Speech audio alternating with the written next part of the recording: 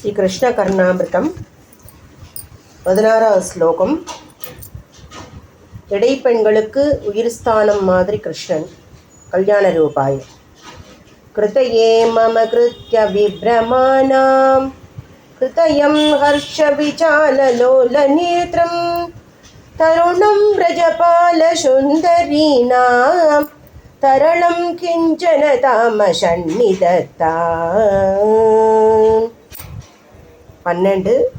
திருவடி காட்சி இன்பம். சாந்திரானந்தா ராகம்.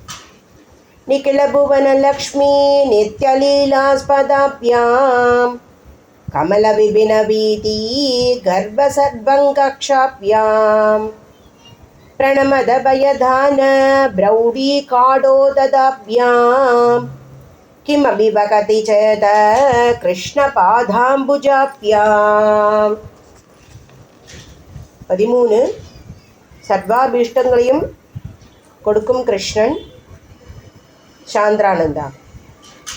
பிரணய பரிணதாப்யாம் பிரபாவலம்பனாப்யாம் பிரதிபதலலிதாப்யாம் பிரத்யகம் நூதனாப்யாம் பிரதிமுகுரதிகாப்யாம் பிரஸ்னுவல்லோச்சனாப்யாம் பிரபவது ஹிருதயே நக பிராணநாத கிச்சோரக. 14.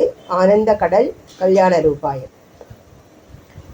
மாதுர்யவாரிதி மதாங்க தரங்க பங்கி சிங்கார சங்கலித சீத கிஷோர வேஷம் ஆமந்தகாசலலிதானன சந்திரபிம்பம் ஆனந்த சம்ப்ளவ மனோப்ளவதா மனோமே. 15. குழலூதும் அழகு. கல்யாண ரூபாய்.